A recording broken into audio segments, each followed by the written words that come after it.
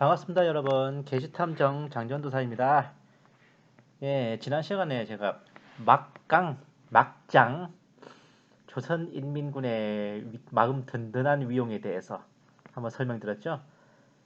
이번에는 좀 역사 얘기입니다. 우리가 잘 알지 못하는 북한 역사 속에서 나타난 북괴군의 반란 사례에 대해서 한번 설명드릴까 그래요.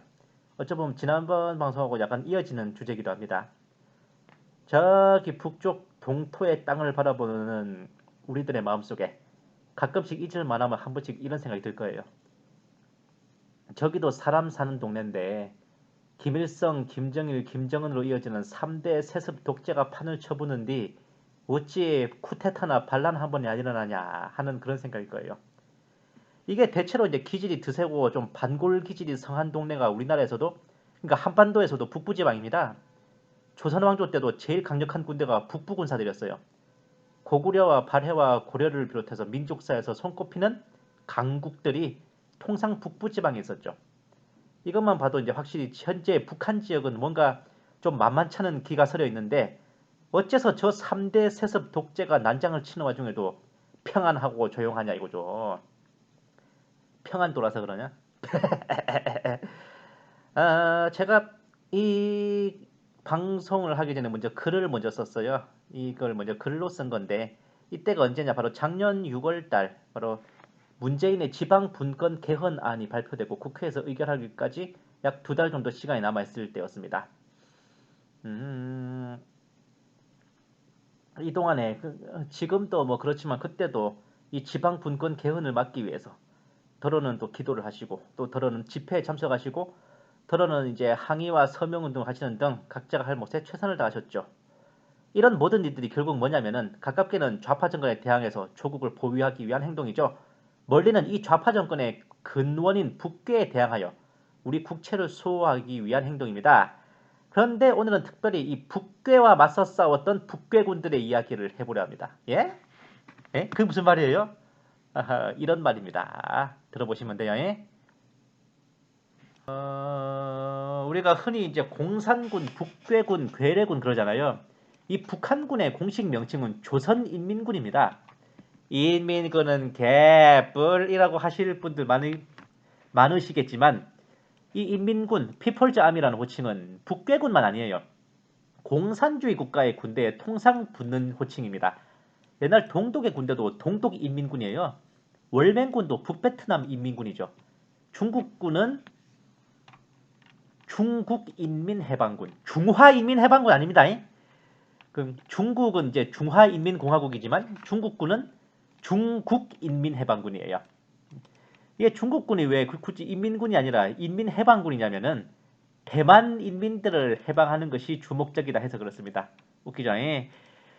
우리가 북괴군을 국군과 비교할 때 국군은 국가의 군대요, 국민의 군대이지만 북괴군은 당의 군대이며 김씨 부자의 군대, 수령의 군대라고 하죠. 북괴군이 김씨 3대 사병인 것은 확실한 문제지만, 당의 군대인 것은 당나라 군대가 아니라 당의 군대, 이건 사실 공산주의 군대로서 잘못된 건 아닙니다. 공산군이 공산당의 군대인 것은 원래 공산국가의 이념 자체가 그래요. 공산주의 개념에서는 정부군 그리고 국군을 악덕 자본가들의 앞잡이가 되어 인민 대중을 착취하는 반동정부의 무력이라고 간주합니다. 공산주의 세상에서는 그러한 국가의 군대가 존재해서는 안 돼요. 원래 군대 자체도 있으면 안 됩니다. 하지만 인민이 주인되는 공산주의 사회를 지키기 위해 인민 스스로가 조직하여 편성한 인민군을 둔다. 이렇게 눈 가리고 아웅을 하죠. 국가 정부의 수족 노릇을 하는 군대가 아니라 인민 스스로가 편성한 인민군이기에 당연히 이거는 국가의 군대 그리고 정부의 군대라는 개념이 아닌 거예요. 그러니까 국군이나 정부군이 아니죠. 그러니 이런 인민군은 인민들의 뜻을 모아 통치를 대리하는 공산당의 통수를 받아야 한다. 그러니 한마디로 인민군은 곧 당군, 당의 군대다 라는 개념이 성립하는 겁니다. 바로 이런 이유로 인해서 공산주의 국가의 군대들은 국군이 아니라 인민군이고 정부군이 아니라 당군인 겁니다. 이래서 우리가 인민군을 공산당의 괴뢰 노릇을 하는 군대, 괴뢰군이라고 해서 괴뢰군이라고 칭하기도 해요. 근데 똑같이 그쪽에서도 우리 국군을 보고 반동 정부의 괴뢰 노릇을 한다 해서 괴뢰군이라고 합니다. 우리가 그러니까 북괴군이라는 말 자체가 북한 괴뢰군이에요. 우리가 인민군을 북괴군, 북한 괴뢰군이라 부르고 저쪽도 국군을 남조선 괴뢰군이라고 부르죠. 이게 왠지 괴뢰라고 하면은 괴물이 떠오르는데 원래 이렇게 실이나 줄에 매달아서 이제 위에서 조종자가 흔드는 대로 휘청휘청 움직이는 그 꼭두각시 알죠? 그게 괴뢰입니다. 한자로 쓰면 괴뢰. 영어로는 마리오네트. 이거 처음 아시는 분들 많을 거예요. 우리나라가 북괴의 무력 도발이나 침공으로부터서리 가장 안전한 날이 몇 가에 있습니다. 어디 보자. 2월 16일, 4월 15일, 4월 25일, 7월 27일, 9월 9일이 대표적입니다. 이날이 왜 안전하냐고요? 2월 16일은 뽀글이 귀 빠진 날, 김정일 생일입니다. 4월 15일은 그쪽에서는 태양절이라고 하는 혹불이 태어난 날이에요. 김일성 생일. 7월 27일은 그쪽에서 전승절이라고 하는 6.25 전쟁 휴전 기념일입니다. 9월 9일은 북괴 정권 창건 기념일이고 4월 25일은 바로 북괴군 만든 날입니다. 이때는 최전년의 민경대대까지 죄다 술이 배급돼요. 우리로 치면 GP, GOP, 경계병들까지 싸그리 다 술 처먹고 처자기 때문에 무척 안전한 날입니다. 7월 27일의 경우 우리나라는 정전 기념일이지만 저쪽은 조국 해방전쟁 승리 기념일이라고 칭하며 전승 기념일 취급을 합니다. 근데 개전 전보다 땅을 더 떼었는데 무슨 놈의 전승인지 참 신기한 노릇입니다. 뭐 다른 여담을 약간 들려드리자면서리 6.25 전에 국군의 대대장 두 놈이 야간 훈련을 핑계로 휘하 대대를 이끌고 월북한 사건이 벌어졌어요. 그대로 바로 강태무, 표무원 두 소령입니다. 얘네들이 북괴군에 편입됐어요. 6.25 전쟁 때 북괴군 연대장으로 참전했고 둘 다 양강도와 평안북도 인민위원회 부위원장까지 지낸 후 죽을 때까지 중장 계급을 달고 은퇴 후 조국 해방전쟁 승리기념관 강사로 원로 대우를 받으며 호사를 누리다가 2007년과 2006년에 사망했습니다. 좆빠지게 오래 살았는데 이 쓰레 같은 놈들 이거. 4월 25일은 흔히 북괴군 창건일로설이 알려져 있지만 엄밀히 말하면 김일성이 조선인민혁명군을 창설했다고 주장하는 날입니다. 우리나라로 치면 광복군 창설일에 해당되는 날인데 당연히 조선인민혁명군이라는 거 존재하지도 않는 유령회사라서 김일성의 이야부리 대선에 실제 북괴군의 창건일은 2월 8일입니다. 앞서 정권 창건일이 9월 9일이에요. 둘 다 1948년 같은 해에 있었습니다. 희한하게 정권보다 군이 7개월 먼저 탄생했죠. 북괴는 대한민국 정부가 8월 15일에 먼저 단독 정부를 수립하자 남측이 통일의 의지가 없다며 9월 9일에 자신들도 정권을 수립했다, 어쩔 수 없이 수립했다 이렇게 적고 있지만 북괴군이 이미 2월 8일에 창건됐죠. 정권이 없이 정부가 뜬금포로 정권이 없이 군대가 뜬금포로 먼저 생기는 게 불가능하잖아요. 우리 정부가 단독으로 수립되기 전에 이미 저쪽이 먼저 정부 조직을 차려놓고 있었다. 그 증거가 바로 북괴군의 창설일입니다. 그러니 기존에는 북괴군 창설일을 그대로 2월 8일로 하다가 바로 이런 이유로 논리가 막히게 되자 아예 김일성의 조선인민혁명군 창설일이라 주장하는 4월 15일로 날짜를 바꿔버렸습니다. 사실 우리가 그렇게 잘 생각하지는 못하는 건데 북괴가 처음부터 김일성이 전권을 휘두르고 1인 독재로 간 게 아니에요. 우리가 생각한 건 좀 다르게 상상하기 힘들지만 김일성은 소군정이 밀어줘서 그나마 자리를 차지한 거지. 이미 토착 공산 세력이 있었어요. 거기다 중국에서 모택동을 도와 혁명을 하다가 온 세력이 있었지. 중국 공산당 산하에 동북 항일 연군에서 유격대 근무를 하다가 시베리아로 넘어가 소련군 휘하에서 군사훈련을 받다가 해방으로 이제 넘어온 김일성을 비롯한 패거리들은 사실상 쩌리 취급을 받았습니다. 해방 이후에 이제 북한 땅에서 인민들이 만세를 부른 4명이 있었는데 첫 번째가 김일성, 두 번째가 박헌영, 세 번째가 무정장군, 네 번째가 김두봉 선생입니다. 한마디로 김일성만이 아니라 이 4명이 모두 지도자로 여겨진 겁니다. 평양 시내에서도 김일성 만세보다 박헌영 만세를 써놓은 벽보들이 더 많이 붙어 있었죠. 최소한 스탈린으로부터 김일성이 확실히 북한의 지도자로 낙점을 받기 전까지는 김일성은 말이 김일성 장군이지 그렇게 목소리가 안 컸어요. 영화 태극기 휘날리며에서 평양 전투의 장면인데 현수막에 뭐라고 적혔어요? 위대한 수령님 혁명 사상으로 블라블라블라. 하지만 김일성이 수령님이라 불린 것은 8월 종파 사건이 지나고 연안파와 국내파가 쓸려나간 1956년 이후입니다. 그 전까지는 수령의 숫자도 못 꺼냈습니다. 기껏해야 김일성 수상 뭐 그 정도로나 불렸지. 이게 대표적인 이 태극기 휘날리머의 오게티인데 아이고 이거 잘 모르시는 분들 많습니다. 아는 게 더 이상한가? 이런 사정은 북괴군도 예외가 아니었어요. 비록 김일성이 명색이 최고 사령관이나 군사에 대해서는 병아리 눈물만큼도 모르지. 중국에서 넘어온 조선족 출신의 지휘관들이 강세를 보였습니다. 국내파 세력도 만만치 않았어요. 그러니 북괴군은 온전히 김일성의 군대라 하기에는 엄청나게 어려운 상황이었죠. 그 대표적인 케이스는 북괴군의 초대 총정치국장이 박헌영이었다는 것만 봐도 알 수 있습니다. 뿐만 아니라 전쟁 중에 김일성이 주관하는 모든 행사나 처리들은 최고 사령관 김일성과 총정치국장 박헌영의 서명이 둘 다 들어가야 가능했죠. 이렇게 아슬아슬한 판이 흔들리기 시작한 건 바로 북6.25 전쟁이었습니다. 김일성은 패전의 책임을 들씌워 북괴군의 장령들을 숙청하는 작업에 착수했죠. 우리가 장성이라고 하는 것을 북한에서는 장령이라 그럽니다. 이 히틀러 닮은 양반이 누구냐 하면 바로 김무정, 일명 무정장군. 제가 앞에서 말씀드렸죠. 이 사람은 화북의 조선 독립동맹 소속의 독립군 조직인 조선의용군의 사령관입니다. 독립군 사상 최대 규모의 전투였던 태항산 전투를 승리로 이끈 명장이었죠. 조선의용군 3,000명으로 전투기를 동원한 6만 명의 일본군을 격퇴한 이 태항산 전투는 독립전쟁 사상 최고의 대승이었는데 안타깝게도 그 전투를 지휘한 일본군 사령관이 바로 한국인인 홍사익 중장이었습니다. 이 뼈아픈 민족사라니까. 이 무정장군은 모택동 휘하 홍군의 포병사령관까지 지냈다가 조선의용군 사령관으로 옮긴 뒤 연안파를 이끌고 북한으로 갔어요. 6.25 전쟁 때는 2군 단장을 지내면서 우리나라를 멸망 직전까지 밀어붙이는 괴력을 발휘했습니다. 이때 빨갱이 행실로 인해서 무정장군은 우리나라에서 철저히 잊혀지고 매장당했어요.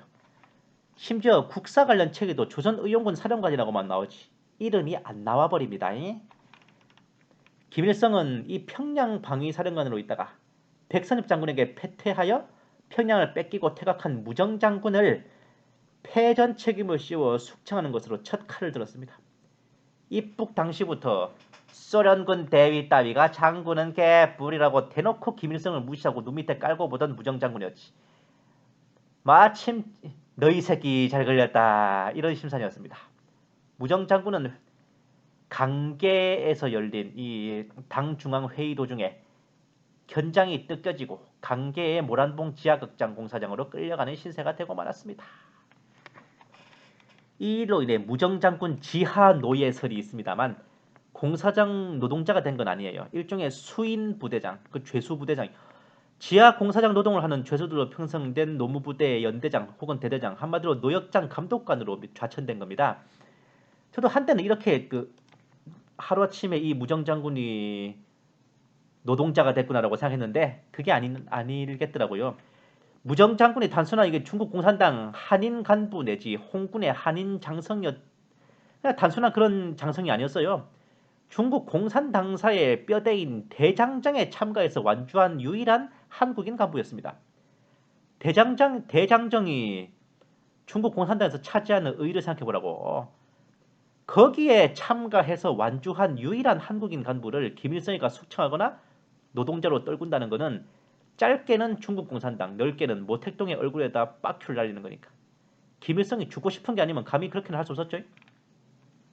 어쨌든 이렇게 1951년에 숙청된 무정장군은 오래지 않아 중국으로 보내졌고 만주에서 지병으로 곧 죽었습니다. 하지만 이것은 시작에 불과했어요. 이 양반이 누구냐? 김책입니다. 항일 유격대 출신으로 이제 입국당시 김일성보다 상관이었어요. 이 사람이 소련군 소자였습니다. 김일성이 소련군 대위였고 북한 정권의 부수상 6.25 전쟁 때는 평양에 나자빠져 있던 김일성 대신 북괴군의 전선사령관으로 모든 전쟁을 실제 지휘했던 사람이 김책이었습니다. 군사 능력, 행정 업무 모든 면에서 뛰어난 북한 최고의 브레인이었죠. 그 명성은 중국과 소련에도 자자했습니다. 김일성 대신 김책을 앉히는 게 낫겠다는 의견이 좀 잠깐 있기도 했어요. 하지만 이 사람이 철저한 이제 김일성의 신복이었기 때문에 곧 묻혔던 겁니다. 그냥 단순한 신복이 아니라 바로 친구이기도 했습니다.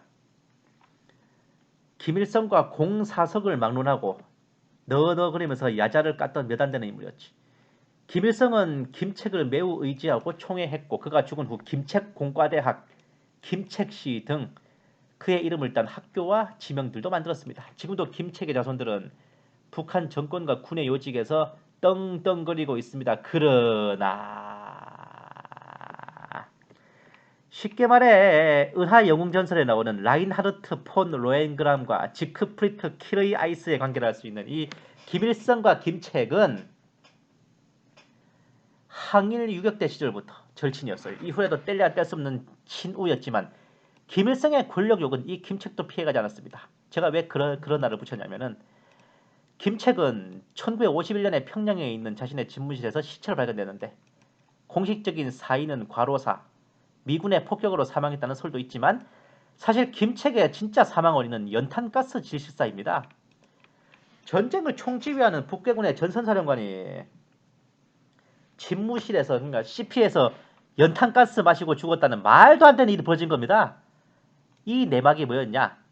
한창 전쟁 중에 다들 군을 정비하고 전열을 가다듬는 데 바쁜데 명색이 최고 사령관이라는 새끼는 간호병 출신의 김성애를 첩으로 들여서 원나잇 스탠드한데 정신이 없다고. 다들 바쁘게 일하고 업무에 열중인데 집무실까지 김성애를 데려와 쿵짝쿵짝 하고 있으니 아무리 공적으로는 주군이고 사적으로는 절친이라도 이 김책의 눈에 김일성이 하는 짓은 미쳐도 보통 미친 게 아니었던 겁니다. 결국 이로 인해 김일성과 김책은 심한 말다툼을 벌였고 그 다음날 김책이 자신의 집무실에서 연탄가스에 중독된 채 사망한 시체로 발견되었던 것입니다. 그래놓고 김일성은 김책의 시신을 운구할 때 직접 나와 관을 메고 눈물 콧물 흘리면서 이거 옛날에 아수라라는 영화에서 본 것 같은데 히틀러가 롬메를 죽인 후에 애도하는 모습을 보니까 똑같았습니다. 악어의 눈물이었지. 무정장군과 김책에 이어서 총정치국장 박헌영도 1953년에 숙청됐습니다. 그렇게 사형 선고를 받았어요. 평북 철산군 산골로 끌려가 2년간 무자비한 고문을 받다가 1955년 혹은 56년에 처형당했으니 6.25 전쟁 당시 북괴군의 수뇌부는 김일성을 제외하고는 하나도 살아남지 못했습니다. 북괴군 총참모장 강건이란 놈은 1950년 9월 2일에 지뢰 밟고 터져 죽었습니다. 이 와중에 처음으로 김일성에 대항한 북괴군의 봉기가 시도되었습니다. 박헌영의 남로단계를 중심으로 창설된 대남유격대 양성기관인 강동정치학원이 김일성에 대항한 정변을 계획하고 있었죠. 물론 박헌영 숙청을 위해 꾸며낸 일이라는 설도 있습니다. 하지만 2,000명이 넘는 유격대 병력들이 무장한 채로 집결해 있었고 특히 이들은 노골적으로 김일성 만세 대신 박헌영 만세를 부르면서 반김일성 의지를 실제로 보였어요. 이에 김일성은 박헌영 숙청을 위한 사전 단계로 강동정치학원에 대한 대대적인 토벌에 착수했고 1953년 아직 6.25 전쟁이 채 끝나기도 전에 북괴군과 북괴군의 최초의 전투가 벌어졌습니다. 이 사건으로 박헌영은 물론 국내파 세력들이 좌초되자 군부는 긴장했고 마침내 북괴군 내에서 김일성에 반대하는 연안파 세력들이 결집하기 시작했습니다. 휴전협정 당시 중공군과 북괴군 대표들인데 왼쪽에 인민복 2명은 중공군이에요. 오른쪽에 쫙 빼입은 3명이 총참모장 남일, 그리고 이상조, 장평산 이렇게 3명입니다. 남일은 소련군 대위 출신으로 이제 스탈린그라드 전투에도 참전했다 그러고 참전했다는 설이 있어요. 실제 참전했는지는 미지수래요. 그리고 이제 소련에서도 제법 이름 있는 사람입니다. 그리고 이상조는 소련파, 장평산은 연안파 출신이다. 그러니까 남일, 이상조는 소련파, 장평산은 연안파. 그러니까 봐요. 명색이 휴전협정인데 대표 3명 중에 2명이 소련파, 1명이 연안파라고. 김일성 직계 세력은 진짜 쩔이었다는가요? 사진에 나오는 휴전협정 북계군 대표 두 번째 이상조는 당시에 북계군 부총참모장입니다. 휴전 후에 소련 대사로 임명돼서 소련으로 가고 세 번째인 장평산은 휴전 후에 포병사령관 및 사군단장에 임명됐습니다. 요 세 번째 있는 놈. 이때 이상조와 장평산이 공모해서 김일성에 대한 반란을 준비했던 겁니다. 당시 북계군은 연안파 세력들이 헤게몬을 쥐고 있었어요. 특히 이들은 6.25 전쟁에서의 전공으로 인해 내외적인 인망도 높았습니다. 김일성도 함부로 못 건드렸어요. 왜 그랬냐? 중공이 모택동이 북한을 지원하면서 당시에 중공군 내에 근무하고 있던 조선 쪽 군인들과 또 옛날 조선의용군 계열의 이제 한국인 장병들을 북계군에 그냥 편입시킨 거예요. 그래서 북계군 내에서 굉장히 단련되고 숙련된 최정예 주력 부대가 바로 이들 연안파 세력의 군대였습니다. 그래서 셌던 거예요. 이 북계군 내에서 힘이 있었던 겁니다. 그런 마당에 이 연안파 군부의 거두인 장평산이 소련파의 이상조와 결탁하여 김일성을 축출하려는 계획을 짰던 겁니다. 이른바 북계군 4군단 반란 모의 사건입니다. 우리나라에서 이제 국군 14연대와 4연대가 반란을 일으킨 것처럼 북계군도 4군단이 반란을 일으켰어요. 이를 위해 장평산은 4군단을 출동 준비시키고 북계군 전군의 대포들을 평양을 향해 조준하는 등 작정하고 김일성에 대한 반기를 들었습니다. 이상조는 소련 대사로 있으면서 소련과 중공 정부 앞으로 김일성이 개인 우상화와 독재를 벌인다. 이런 내막을 알리고 김일성 축출을 도와줄 것을 호소하는 편지를 보내서 그러니까 이렇게 안팎으로 이게 진행이 돼가고 있었어요. 근데 이것도 결국 실패했지. 4군단의 반란은 진압됐습니다. 장평산은 아오지 특별수용소로 끌려갔다가 처형됐어요. 이상조는 그대로 소련으로 망명했고 정치학을 공부한 후에 1980년대에 우리나라에 와서 강의를 하기도 했습니다. 이 사건은 8월 종파 사건의 일부로 이제 포함됐습니다. 4군단의 반란이 진압되고 나서 1956년부터 58년까지 북계군 내 연안파, 소련파 계열들에 대한 대대적인 숙청이 시작됐습니다. 이 사람이 누구냐? 바로 방호산이라고 하는 사람입니다. 6.25 때 북계군 육사단장을 지낸 사람이에요. 방호산은 조선족 출신의 장령입니다. 그리고 조선의용군 출신이었죠. 중공군 166사단장까지 올랐어요. 이 사람이 연안파와 함께 입북한 뒤에 6.25 전쟁 당시 북계군 육사단장. 이 사람이 북계군 최고 명장이었습니다. 6.25 때. 기막힌 전격 기동작전을 펼쳐서 혼자 호남 일대를 싹 쓸어버리고 진주 마산까지 진격하는 전공을 세웠죠. 마산 예? 부산이 코앞이었다니까요. 미군이 마산 전투에서 이걸 저지를 못했으면은 이 방호산에 의해서 부산이 함락되는 건 시간 문제였습니다. 한마디로 이 새끼는 1950년에 대한민국을 멸망시킬 뻔했습니다. 당시까지 북계군의 최고 명장이던 방호산이 숙청되어 행방불명된 것 시작으로 6.25 전쟁을 치러낸 우수한 장령들인 연안파와 소련파 계열들이 대부분 처단되어 순식간에 쫙 빠져버리자 그야말로 북계군은 쭉정이만 남았어. 개이득. 자, 요 위에 3명 중에 남일, 가운데 서 있는 남일이 마지막까지 남았는데 이 총참모장 남일은 소련파임에도 김일성에 충성한 덕에 살아남았지만 1976년에 결국 교통사고로 사망했습니다. 근데 얘를 치어 죽인 자동차 번호가 91로 시작하는 김정일 호위 차량이었다니까. 그의 사망 직후 군과 내각에서 근무하던 그의 아들 남일의 아들들도 소리 없이 다 증발했어요. 남일의 사망은 김정일의 숙청이었다는 것이 정설입니다. 이 정도까지 했으면 좀 적당히 할 때도 됐는데 숙청에 맞들인 김일성은 멈출 줄 몰랐어요. 그 후 10년이 지나서 1969년에 이제는 국내파, 연안파, 소련파 모두 사라진 마당에 또다시 숙청을 벌였으니 김일성 자신의 세력인 갑산파에 대한 숙청이었습니다. 값이 싸다고 해서 갑산이 아니라 예?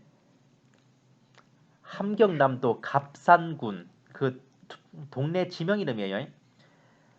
김일성의 파벌이 일명 빨치산파인데 만주에서 유격대를 같이 했던 만주파 그리고 한반도 북부에서 서포트를 했던 갑산파로 나뉘어져 있었습니다. 바로 그 갑산파가 이번 숙청의 대상이었죠.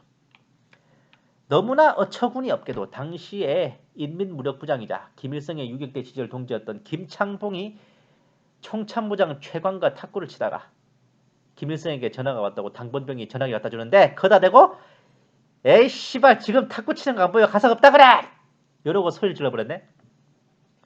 여기에 김일성이 괘씸죄로 김창봉을 갈아버리려 든 것이 그 숙청의 시초였습니다. 결국 인민무력부장 김창봉 그의 신복인 총정치국장 겸 대남사업총국장 허봉학을 비롯하여 수많은 장령들이 또다시 생사불명으로 사라지고 총참모장 최광은 같이 탁구 치고 있었다는 죄로 복직될 때까지 10년간 황해도 협동농장에서 트랙터를 끄는 신세가 됐습니다. 여기까지면 다행인데 1970년에 바로 1년 후에 나머지 만주파 계열 장령들도 숙청 그 시작은 김일성의 후처 김성애의 오빠이자 부수상을 지낸 군 원로 김광협이 김일성 유일 체제에 반기를 두고 일어나면서 비롯됐습니다.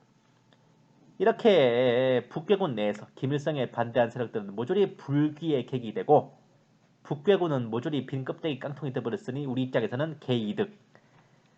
김창봉, 허봉학, 김광협 등은 모두 함경북도 화성에 16호 정치범 수용소로 끌려가 최후를 맞았습니다. 이로써 북괴군에서 제대로 전쟁을 경험하고 지휘 내공이 쌓인 장령들은 하나도 안 남게 됐습니다. 1976년 남일의 사망으로 완전히 화기사살까지. 사실 김일성이 저렇게 미친듯이 숙청한 데는 그럴 만한 이유가 있었어요. 65년에 어떤 북괴군 상위가 평양에서 현지 지도 중인 김일성을 저격하려다 실패했다. 2년 후 1967년에는 북괴 특수부대인 1, 2, 4군 부대 출신의 제대병들이 무장폭동을 일으켜 간신히 진압했습니다. 70년에는 김일성이 탄 벤츠에 북괴군 소좌가 수류탄을 집어던져 폭사시키려다 벤츠가 튼튼한 건지 수류탄이 고자인 건지 실패한 사건도 있었지. 김일성 입장에서는 등골이 오싹했을 겁니다. 자신의 권력을 지키기 위해 필수 불가결한 군대가 도리어 총창을 거꾸로 잡고 자기를 죽이려 드니까. 하지만 그렇게 죄다 숙청하고 나니 북괴군의 전쟁 수행 능력과 전투 지휘 능력이 바닥을 기다 못해 땅속에 파묻힐 지경이죠. 결국 다음 세대의 지휘관들을 양성하기 위해 뭔가 조치가 필요했습니다. 결국 김일성 그리고 후계자로 떠오른 김정일은 당시까지 건재했던 소련의 군사학교로 만경대 혁명학원을 나온 인재들을 유학 보냈습니다. 그 중에서 프룬제 군사학교를 다녀온 군관들을 최고의 엘리트로 대우하며 각 군의 요직에 배치했습니다. 프룬제가 그 러시아 혁명 때 소련군 그 장군의 이름입니다. 이 사람의 이름을 딴 학교예요. 얘네들이 항일 유격대와 6.25 참전 용사들의 자제들이었습니다. 그들의 부친들이 김일성과 동기 먹고 자신들은 김정일과 친구 먹던 사이들이었지. 김부자 입장에서는 굉장히 믿을 만한 진골들이었는데 이 너무 친했다는 게 뜻밖의 부메랑이었다니까. 바로 김정일에 대해 너무 잘 알다 보니 저 뽀글이 새끼가 지도자는 개뿔 이런 생각을 갖게 됐다니까요. 게다가 얘네들이 이제 근성들이 좋았어. 소련의 군사학교에서도 톱을 달리던 인재들이었습니다. 북괴군 최고의 지휘관들로 이름을 날리다 보니 비록 김정일은 나와 함께 전쟁을 할 인재들이라며 좋아했지만 그들의 속마음은 네가 꼴에 풋 이러고 있었다니까요. 손담비처럼. 이들 소련 유학파의 거두는 최룡해의 매부이자 북괴군 부총참모장 홍계성 상장이었습니다. 김일성의 외가 친척인 인민무력부 작전국 부국장 강영환도 가담했어요. 인민무력부 작전부 처장 겸 전투훈련국장 안종호도 합세했습니다. 흔히 안종호가 부총참모장으로 잘못 알려져 있는데 소련 유학파의 거두이자 부총참모장은 안종호가 아니라 홍계성입니다. 이들은 소련으로부터 이제 KGB와 모의했어요. 자신들의 쿠데타가 성공할 경우 소련이 우리 정권을 밀어주시오. 이렇게 요청했습니다. 김일성과 김정일을 제거할 계획부터 차근차근 짰어요. 군 창건 60주년 1992년 4월 25일 열병식 때 주석단에 서 있는 김일성과 김정일을 퍼레이드하는 탱크로 포를 쏴서 한 큐에 1타 쌍피로 갈아버린다는 작전. 스케일이 작살납니다. 또 소련 유학파 출신의 사단장 5명이 더 가담해서 북괴군 5개 사단이 김정일에게 반기를 들고 봉기하기로 모의를 했습니다. 열병식에 동원된 그 탱크는 평양 방어사령부 땅크 사단 소속이었는데 그 사단장이 또 소련 유학파 출신의 김일훈 소장이었어. 게다가 탱크 차장, 조종수, 탄약수, 사수, 부사수, 포수까지 전부 한 통속이었다. 그날 제대로 탱크가 뜨기만 하면 실패할 수가 없는 계획이었어요. 이게 왜 어이없이 실패했냐? 인민무력부 땅크 교도지도국장 박기서 대장이 평양 방어사령부의 탱크 대신 내가 관할하는 인민무력부의 탱크를 동원하시오. 이러고 강력히 밀었다니까. 게다가 이 박기서란 놈이 김일성의 사촌 동생이라 그 말이 먹혀들었던 겁니다. 탱크 하나 바꿨을 뿐인데 역사가 바뀌어버렸어. 그나마 소련 유학파들은 비밀을 철저히 숨기고 후위를 기약했는데 딴 데서 터져버렸습니다. 이래서 과거 사육신 이래로 결심을 했으면 죽되든 밥되든 밀어붙이는 게 답이에요. 가장 완벽한 작전 계획도 적과 처음 마주치는 순간부터 휴지 조각이라던데 계획이 좀 틀어졌어도 일단 부딪혀 봤어야 하는 겁니다. 이미 1년 전인 91년에 소련이 멸망했잖아요. KGB를 비롯해서 각종 정보기관의 요원들도 다 백수건달이 돼서 떠도는 신세가 된 자들이 많았습니다. 그 중에 한 명이 당시 러시아 대사였던 손성필에게 쿠데타 모의를 돈을 받고 밀고 했어요. 여기에 김정일은 인민무력부 보위국에 명령하여 그 은혜도 모르는 배은망덕한 놈들에 대한 체포명령을 내렸지. 무자비한 소탕. 1993년 2월 8일에 인민무력부 8호동 회의실에서 중대한 회의가 있다고 하여 도착한 소련 유학파 군관들은 보위국장 원응희가 이끄는 작전조에 포위됐습니다. 홍계성, 강영환을 비롯한 장령급 지휘관만 70여 명이 그 자리에서 체포됐습니다. 그때부터 1998년까지 5년간 소련 유학파 군관들에 대한 대숙청이 시행됐고 50세 미만의 모든 소련 유학파 군관들을 처단하고 말았습니다. 이 숙청으로 장령 30명, 좌관 100여 명, 위관 70명 등 200여 명이 넘는 소련 유학파들이 총살됐어요. 처형당한 사람만 이 숫자입니다. 살아남은 자들도 모두 군복을 벗고 현재까지 감시 대상입니다. 숙청됐어요. 이후 북괴는 2번 다시 외국에 군사 유학을 보내지 않습니다.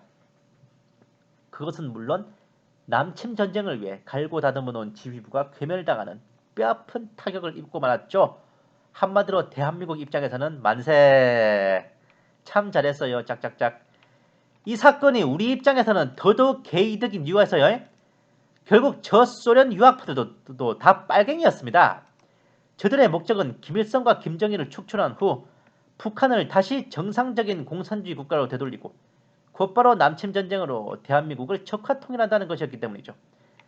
적의 적은 친구라는 공식을 깨어버린 예화인데 결국 이 사건으로 남침전쟁을 일으킬 대남 강경파들이 없어지고 동시에 북괴군의 주요 지휘부가 절단이 나고 북괴군이 반신불수가 되었으니 실로 대한민국에 있어서 하나님의 도우심이었습니다.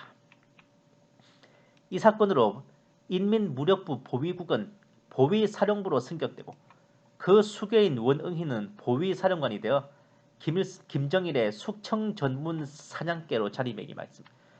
그동안은 군사지휘관을 감시하기 위한 정치장교만을 파견했지만 이 사건부터는 정치장교를 감시할 보위장교도 파견하여 북괴군의 지휘체계는 더욱 세상은 요지경이 되었습니다. 지휘관, 정치지도원, 보위지도원 3명의 서명이 모두 들어가야 명령이 작동하는 그런 희한한 구조가 되어버렸지. 반란이 일어나는 건 맞겠지만 저렇게 전투가 되겠냐고. 참고로 정치장교의 호칭은 연대급 이상은 정치위원, 대대급 및 그 이하는 정치지도원입니다. 지휘관의 총괄은 총참모부, 정치장교의 총괄은 총정치국, 보위장교의 총괄은 보위사령부가 맡죠. 이들은 명목상으로는 모두 인민무력부장의 수하들입니다. 하지만 총정치국장이 실제로는 인민무력부장을 뛰어넘어 가장 실세입니다. 하지만 아직은 끝이 아니에요. 푸른제 군사학교 유학생들의 모의가 실패한 그리고 4년 뒤에 아직 소련 유학파들에 대한 숙청이 한창이던 96년에 함경북도 지역을 담당하는 북괴군 육군단에서 김정일에 대항하는 대대적인 반란이 모의됐습니다. 북괴군 육군단은 청진시 나남구역에 사령부를 둔 국경수비대 3개 보병사단과 1개 포병사단, 4개 방사포 여단으로 구성되어 있죠. 반란이 진압된 후 함경북도에서 강원도로 옮겨서 명칭도 육군단을 뒤집어서 구군단으로 변경됐습니다. 이 반란의 주모자는 뜻밖에도 육군단장이 아니었어요. 군단장을 감시하려고 보내놓은 군단 정치위원인 모 중장이었습니다. 게다가 정치위원을 감시하려고 보내놓은 보위원까지 정치위원과 합세하여 반란이 일으켰던 웃긴다 그죠? 예? 이 정치위원은 진짜 좀 쩌는 양반이었어. 육군단 직할대 및 예하 사단 연대까지 전부 한 통속을 만들었습니다. 사단장, 사단정치위원, 연대장, 연대정치위원을 비롯한 예하 부대의 지휘관과 정치위원, 보위지도원까지 몽땅 포섭해버렸습니다. 게다가 한북지역 도당과 도인민위원회, 도안전부 보위부까지 죄다 한 통속이 됐습니다. 육군단이 문제가 아니라 함경북도 전체가 김정일에 대항해서 봉기할 준비가 돼 있었다니까. 일설에 따르면 당시 북괴군 육군단은 우리나라로 밀사를 파견해서 김영삼 대통령의 도움을 요청했다는 설도 있습니다. 육군단이 봉기해서 함경북도 일대의 주요 항만들을 다 열어놓을 테니 그리로 국군이 상륙해서 도와달라 이거였죠. 야, 이게 성공했으면은 1996년에 우리나라가 통일됐을 수도 있겠어요.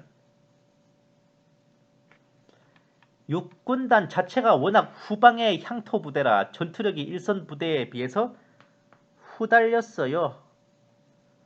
그래서 군단 정치위원과 예하 지휘관들은 우선 군단의 전투력을 끌어올려야 되기 때문에 군수 물자 조달 목적으로 외화벌이를 빙자한 암거래로 많은 달러와 자금을 마련했어요. 반란에 반대하는 군단장을 죽여 없애버리는 그런 강수를 두기도 했습니다. 그러나 후임으로 온 군단장이 바로 김정일의 측근인 김영춘이었고 반란 세력은 일단 숨을 죽이며 기회를 노리고 있었습니다. 그러던 어느 날 육군단 사령부가 위치한 나남구역을 담당하는 안전보위부의 여성보위원이 군단 정치위원회 쿠데타 준비를 눈치 깠어요. 도안전보위부에 보고했는데 앞서 말씀드렸듯이 함경북도 도안전보위부도 반란 세력과 한통속이었지. 보고서를 서류함에 넣고 씹어버리고 말았습니다. 그런데 이 여자 보위원이 보통 근성이 아니었어. 그 길로 밤을 새워 평양으로 날아갔습니다. 그렇게 보위사령부에 제보했고 이로 인해 육군단의 반란 모의가 드러나고 말았던 것입니다. 결국 김정일의 쿠데타 진압 명령이 떨어지고 육군단 정치위원과 주요 지휘관들을 회의가 있다는 구실로 함남 이원 비행장으로 불러낸 후 도착하자마자 모조리 체포했습니다. 하필 그 시점에 평양에서 전군 중대장 중대정치지도원 대회가 있어서 전 북괴군의 중대장들과 중대정치지도원들이 평양으로 집결했는데 집결하던 도중 육군단의 중대장 중대정치지도원들이 탄 트럭들을 보위사령부의 작전조가 포획해서 끌고 가버렸어. 일선에서 전투를 이끌 중대장 그리고 중대정치지도원들이 모조리 다 사라지자 육군단은 그 자리에서 반신불수가 되어버렸습니다.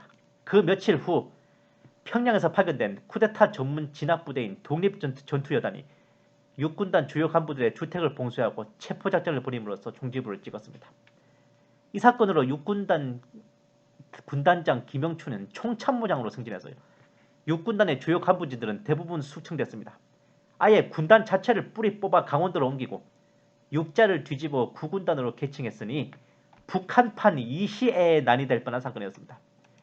육군단의 반란이 진압된 후에 더 이상 북괴군의 반란 모의는 현재까지는 나타나지 않았지만 그래도 모를 일입니다. 왜냐하면 2013년 5월 7일에 평양 조선중앙통신 보도에 의하면 여성교통보안원 리경심이 공화국 영웅칭호와 함께 1급 금성훈장을 받았다는 내용이 있었어요.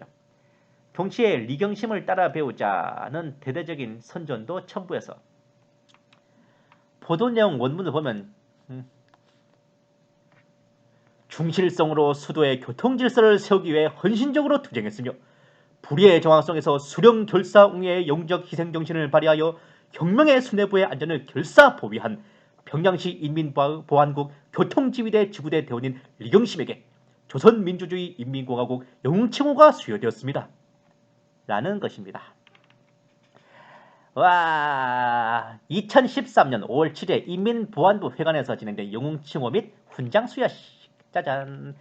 리경심의 가족들이라는데 다들 이 군복 제복 입은 거 보니 이 집은 구성원 모두 군이나 안전부에 복무하는 총대 가정인 것 같아요. 따다단. 훈장과 영웅 증서를 받고 넋이 나가는 리경심. 우리나라 빠소이들이 방탄소년단에게 친필 서명이 담긴 CD를 받고 찐한 포옹을 받았을 때의 모습이 오버랩됩니다. 꽃다발까지 받고 박수를 받으며 가족들과 함께 나오는 리경심. 이제 이 에미나이는 완전히 금태 두른 거예요.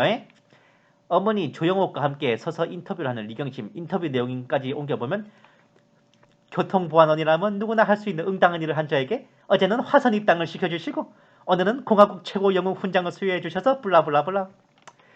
화선 입당이 뭐이? 지대하고 특별한 공헌으로 인하여 입당 심사와 후보 당원을 거치지 않고 한 큐에 다이렉트로 정당원으로 입당 조치되는 특별 케이스입니다.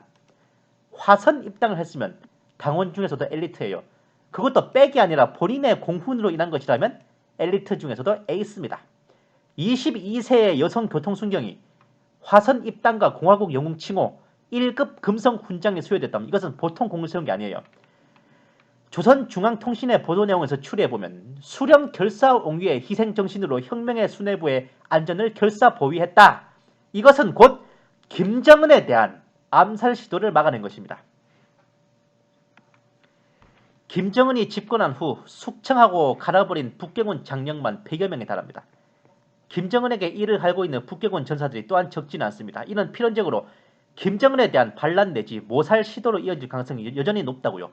이랬던 저랬던 김일성, 김정일, 김정은 요 3대 산돼지들 덕분에 대한민국의 위협이 될 만한 우수한 북괴군 간부진들이 알아서 다 팀킬로 사라졌어요. 그 덕분에 가만히 있어도 북괴군들이 틈만 나면 저 3대 돼지를 죽이려 들게 되었으니 어제도 오늘도 그리고 내일도 대한민국은 평화롭습니다. 전쟁이 발발한다면 대한민국을 배신하고 김정은에게 붙을 국군 장병들은 없겠지만 대한민국에 투항하여 김정은에게 총창을 돌릴 북괴군들은 넘쳐납니다. 지금이야 북괴군 주요 지휘관들과 장령들이 5분에서 15분 단위로 보비사령부의 감시를 받고 있기에 운신을 못하지만 전쟁이 발발하여 그 전투 지휘를 위해 행동의 자유가 주어진다면 그 총뿌리를 거꾸로 돌려 김정은을 향해 반기를 들 확률을 지대합니다. 김정은이 섣불리 남침 전쟁을 일으키려면 북괴군 전력이 모두 한마음으로 김정은을 위해 싸우러 나온다 해도 그 남친 전쟁 자체가 자살 돌격인데 이러한 마당에서 전쟁 선포는 그동안 김정은에게 이를 갈고 있던 북괴군에게 절호의 찬스를 던져주는 것과 다름없는 거죠. 김정은이 남침을 일으키는 것만이 아니에요. 미국이 북폭을 하여 전쟁이 일어난다 해도 상황은 동일합니다.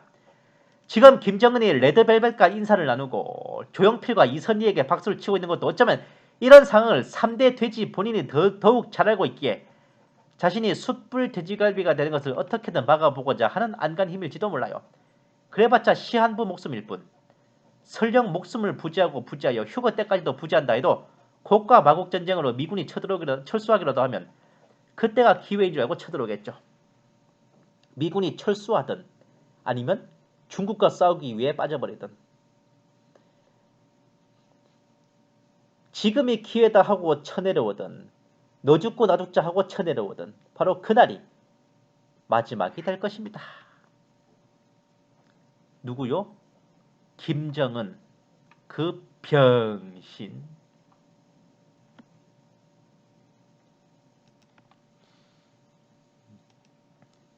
감사합니다 여러분. 게시탐정 장전도사였습니다.